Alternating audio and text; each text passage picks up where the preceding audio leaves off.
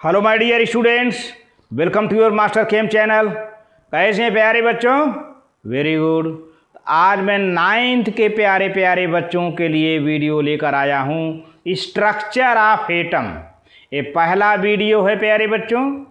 इसमें देखिए primitive idea आपको दी गई है कि आखिर एटम सभी मैटर का एक पार्ट है, सभी मैटर का कॉन्स्टिट्यूएंट है। यानी यूँ कह दिया जाए कि जितने हमारे आसपास मैटर हैं उनमें एटम है, वे सब एटम से मिलकर बने हैं।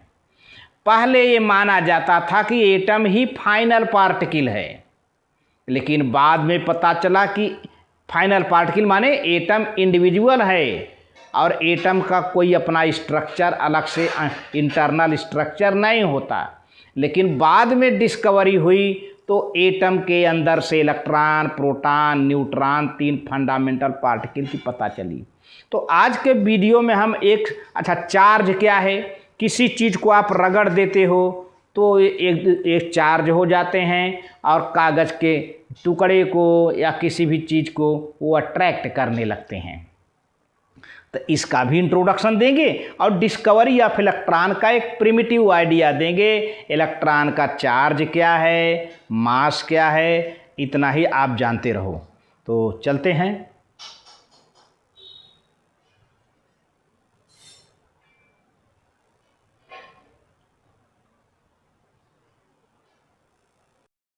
हाँ तो प्यारे बच्चों, यहाँ पे स्ट्रक्चर ऑफ एटम का पहला लेक्चर है क्लास 9th के बच्चों को, introduction say about structure of atom. चलते हैं point wise. Atoms and molecules are building blocks of matter. यानी कोई भी मैटर किससे मिलकर बना है? एटम मॉलिक्यूल से, एटम और मॉलिक्यूल से। For a long time it was thought that atom are individual so they do not have an inner structure.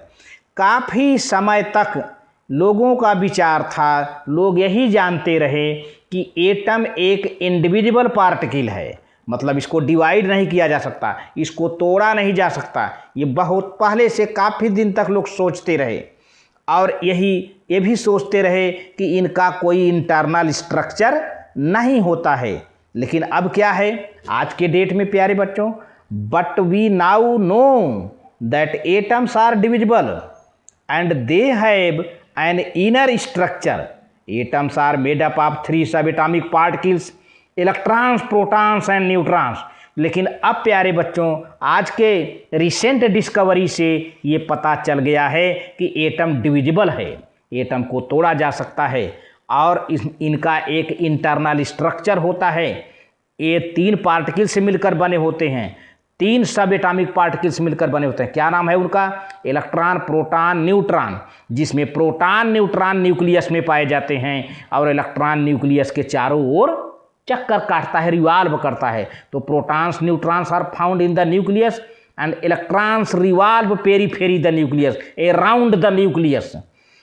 अब क्या है? Electrons are negatively charged, protons are positively charged, neutrons are neutral without any charge, no any charge. Neutral माने कोई charge ना हो। तो proton पे minus charge, proton पे प्लस चार्ज, इलेक्ट्रॉन पे माइनस चार्ज, न्यूट्रॉन पे कोई चार्ज नहीं। The electrons has negative charge -1.6 into 10⁻⁻19 coulomb. ये इलेक्ट्रॉन का चार्ज होता है प्यारे बच्चों। इसको याद करने की ज़रूरत है। इसे आपको आगे बड़े बड़े क्लास तक जो है, हायर क्लास तक आपको इसे तैयार करना है प्यारे बच्चों। Proton has positive charge equal two plus 1.6 into 10⁻⁻19 coulomb. देखिए दोनों के चार्ज न्यूमेरिकल वैल्यू में सेम है प्यारे बच्चों, बशर्ते इलेक्ट्रॉन का -1.6 इंटू 10⁻⁻19 कूलम्ब है और प्रोटॉन का देखा जाए तो प्लस 1.6 इंटू 10⁻⁻19 कूलम्ब है। But neutron has no charge and it is neutral. Neutron पर कोई चार्ज नहीं होता है, न्यूट्रल होता है, जीरो चार्ज कहिए। Proton and neutrons are present in the small nucleus.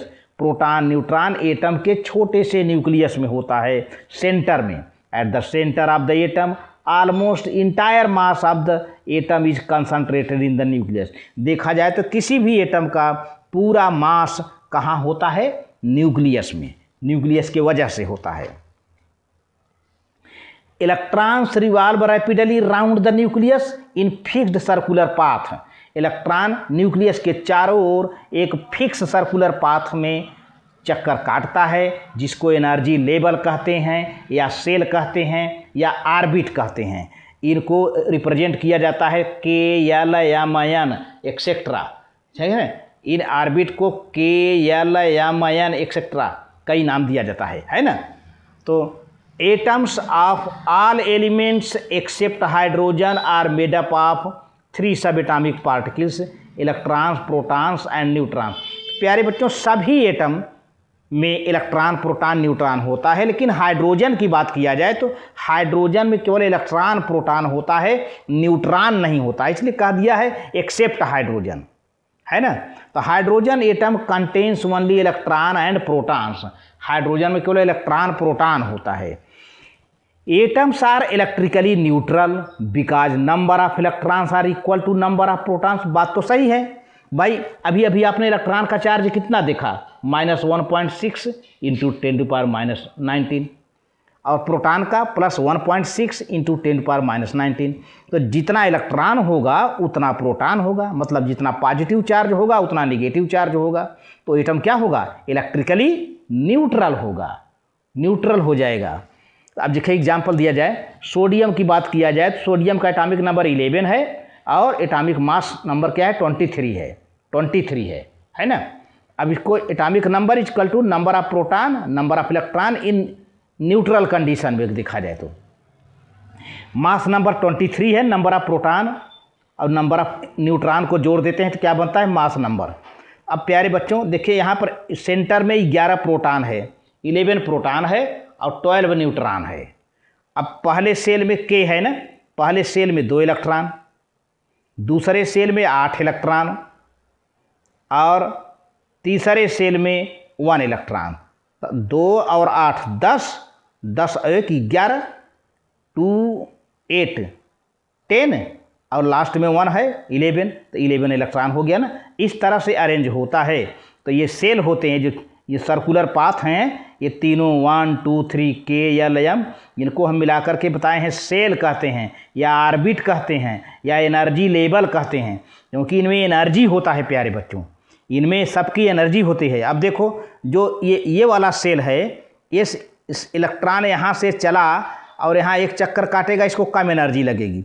थोड़े समय के लिए एक बच्चे को यहाँ खड़ा कर दीजिए, एक यहाँ खड़ा कर दीजिए, एक ना, तीनों को एक साथ दौड़ाओ, तो प्यारे बच्चों किसको ज़्यादा एनर्जी लगानी होगी? जो सबसे बाहर वाला सेल है, क्योंकि इसकी पाथ की लंबाई ज़्यादा है, इसीलिए इनको एनर्जी लेवल कहा गया। अब यहाँ पर इलेक्ट्रॉन जब चक्कर काट रहा है तो उसको चक्कर काटने के लिए क्या चाहिए प्यारे बच्चों? एनर्जी चाहिए। तो एनर्जी, इसीलिए इसका नाम एनर्जी लेवल कहा गया। सेल कहिए, ऑर्बिट कहिए, चाहे एनर्जी लेवल, तो हर एक एनर्जी लेवल की अपनी अपनी एनर्जी फिक्स होती है। Atoms of different elements differ in the number of electrons, protons and neutron. तो हर एटम में इलेक्ट्रॉन का नंबर, प्रोटॉन का नंबर, न्यूट्रॉन का नंबर डिफरेंट होता है, सेम नहीं होता है। हर एक डिफरेंट एलिमेंट में number of electron, number of proton, number of neutron different होते हैं प्यारे बच्चों। अब चार्ज पार्टिकल की बात किया जाए, चार्ज के बारे में तो जानकारी थी नहीं लोगों को, तो कैसे इलेक्ट्रॉन की डिस्कवरी हुई? पहले चार्ज तो पता चले। If we rub a comb in a dry hair then this comb attracts small piece of paper. प्यारे बच्चों, काम्ब, कंघी को अपने सूखे बालों पर खूब रगड़ें तो कंघी कागज के छोटे छोटे टुकड़े को, पेपर के छोटे छोटे टुकड़े को अपनी ओर अट्रैक्ट करने लगता है। ये क्या है? कहीं न कहीं कंघी को रगड़ने से कंघी क्या हो गया? चार्ज हो गया है। इसी तरह से दूसरा इवेंट बता रहा हूं प्यारे बच्चों। इफ़ वी रब माने रगड़ना, if we rub a glass with a piece of silk, शीशे को हम रेशम के साथ रगड़ें, रेशमी कपड़े के साथ, and bring it near an inflated balloon then glass rod attracts the balloon.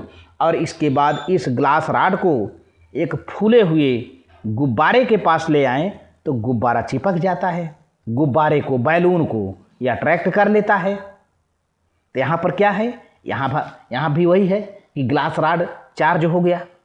तीसरी पॉइंट क्या है प्यारे बच्चों, we see that electrically charge object can attract an uncharge object. इस तरह से हम देखते हैं कि जो इलेक्ट्रिकली चार्ज ऑब्जेक्ट है वह अनचार्ज ऑब्जेक्ट को खींच लेता है अपनी ओर। जैसे कंघी चार्ज हो गई, अब पेपर तो चार्ज हुआ नहीं था, तो पेपर को खींच लेता है। इसका मतलब क्या हुआ, this means on rubbing with dry hair a comb gets an electrical charge.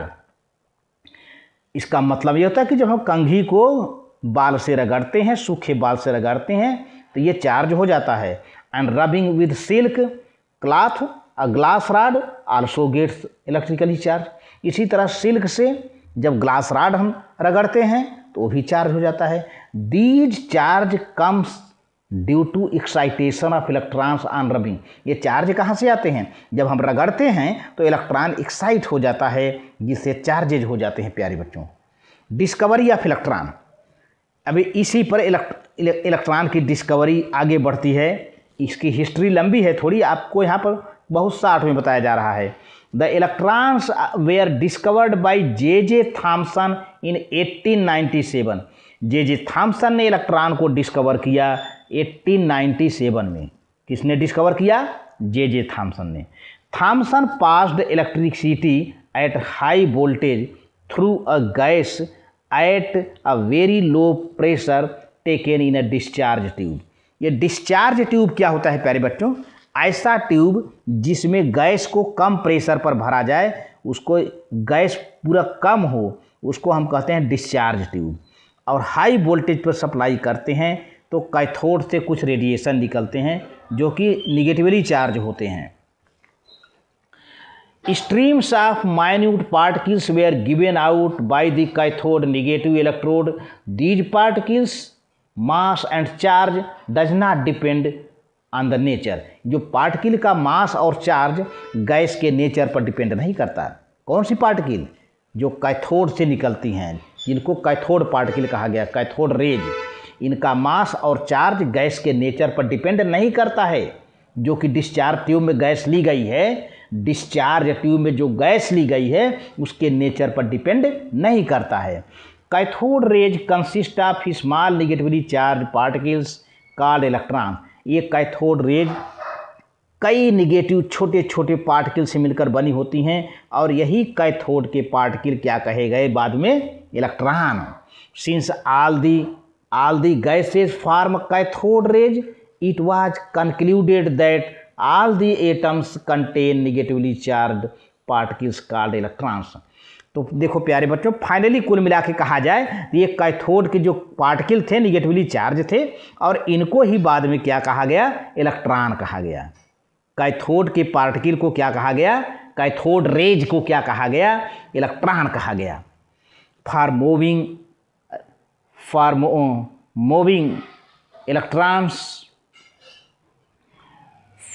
form cathode rays and charge on the electron is minus 1.6 into 10 power 19 coulomb. It is called absolute charge. minus 1.6 into 10 power minus 19 coulomb charge को absolute charge किया गया, बताया गया। और वैसे इसका -1 unit charge कहते हैं, जो है यह रिलेटिव चार्ज है, -1 यूनिट चार्ज। उसी तरह से इसका मास क्या है, मास ऑफ इलेक्ट्रॉन का 9.1 इंटू 10 टू द पावर -28 ग्राम है, या इसको कहिए 9.1 इंटू 10 पावर -31 किलोग्राम kg है। तो mass of an electron is about 1/1880 times of the mass of the hydrogen atom. Hydrogen atom के मास का 1/1840वां भाग होता है ये। It is called relative mass of electron. 1/1840 है, यानी 1840 यूनिट। ये रहा प्यारे बच्चों। तो इस तरह से आज के वीडियो में बस इतना ही। Thank you very much.